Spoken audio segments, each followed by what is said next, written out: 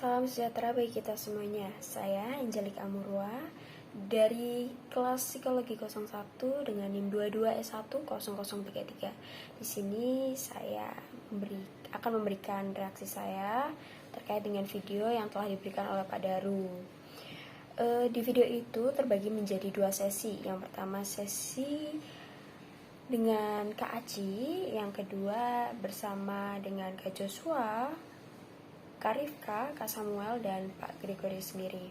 Untuk sesi yang pertama yang saya dapatkan adalah sharing dari Kak Aci, di mana Kak Aci adalah seorang mahasiswi jurusan Pendidikan Agama Katolik.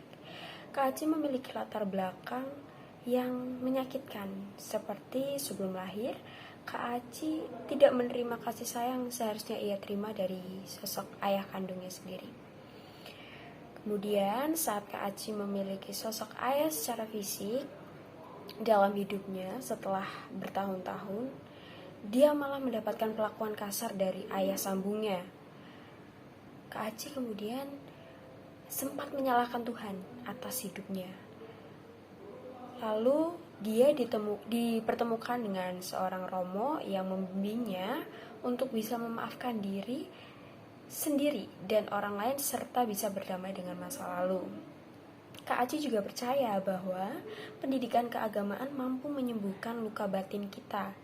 Kuncinya yaitu kepasrahan kita kepada Tuhan dan meyakini bahwa segala sesuatu yang kita alami akan ada saatnya untuk merasakan kebahagiaan itu. Untuk sesi kedua ini adanya diskusi antara Pak Daru dengan Kak Joshua, Kak Rifka, dan Kak Samuel. Di sesi 2 ini, Pak Daru, Kak Rifka, Kak Samuel, dan Kak Joshua berdiskusi tentang sosok guru yang seperti apa sih yang baik atau yang tepat dalam kegiatan belajar mengajar di kelas. Untuk Kak Rifka meyakini bahwa menjadi guru juga harus bisa menjadi sosok penyembuh siswanya. Sosok guru harus memiliki skill untuk merangkul para muridnya untuk bangkit dan berdamai dari masa lalunya. Namun ada pendapat lain nih dari Kak Samuel bahwa menjadi guru tidak perlu terlalu baik, harus terus disiplin dan tegas terhadap muridnya. Kemudian ada pendapat lain dari Kak Joshua yang kurang setuju terhadap sistem sekolah yang diutarakan oleh Kak Samuel, karena apabila guru terlalu tegas dengan muridnya, maka murid dapat merasa stres atau terkena depresi atau menjadi remaja yang pembangkang. Untuk kemudian adanya tanggapan di kasus kedua tentang seorang siswa yang memiliki kasus perkelahian. Bagaimana sih peran guru untuk menghadapi siswa ini? Menurut Kak Joshua, sebagai seorang guru, kita harus memaafkan murid itu. Menurut Kak Rifka, sebagai seorang guru adalah menyuruh muridnya untuk merefleksikan diri. Mengapa si siswa ini harus sampai bertengkar dengan muridnya? Kemudian ada tanggapan lagi dari Kak Rifka, Kak Joshua, dan Kak Samuel terkait pertanyaan ketiga, di mana ditanyakan saran untuk bagaimana menjadi sosok guru agama yang baik.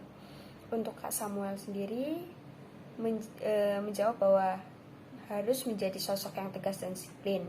Untuk Kak Rifka, seorang guru harus bisa mengajari dan membiasakan muridnya untuk refleksi diri dengan menulis refleksi. Untuk Kak Joshua sendiri, guru harus bisa menjadi sosok teman untuk murid-muridnya. Selanjutnya saya akan menjawab pertanyaan yang telah diberikan Pak Daru kepada saya, yaitu terkait dengan apakah pendidikan agama menurut keyakinan saya sendiri dapat menyembuhkan? Jawaban saya adalah ya, tentu saja dapat menyembuhkan. Alasan saya menjawab demikian karena menurut saya pribadi, pendidikan agama itu adalah pendidikan yang berisi pengajaran atau ilmu yang diajarkan oleh Tuhan sendiri. Mungkin juga melalui nabi-nabinya sebagai utusan Allah. Dan saya yakin bahwa setiap pengajaran yang Tuhan berikan kepada manusia memiliki value yang dapat menyembuhkan. Karena di setiap pengajarannya atau di setiap ajaran-ajaran tersebut akan ditemukan ajaran cinta kasih, pengorbanan, dan kebajikan. Saya ambil contoh di mana Yesus sebagai seorang Tuhan dan manusia. Ketika di dunia, Yesus menggunakan identitas manusianya untuk mengajarkan kepada kita bahwa hendaknya kita sebagai manusia untuk saling mengasihi, saling mengampuni, dan saling menolong kepada sesama kita. Yesus menunjukkan situasi itu dengan membuat mukjizat penyembuhan kepada mereka yang berdosa. Yesus menunjukkan bahwa apabila kita mau mempraktikkan ajaran cinta kasih dalam hidup kita, maka kita akan mendapatkan kesembuhan itu sekalipun kita adalah orang yang berdosa.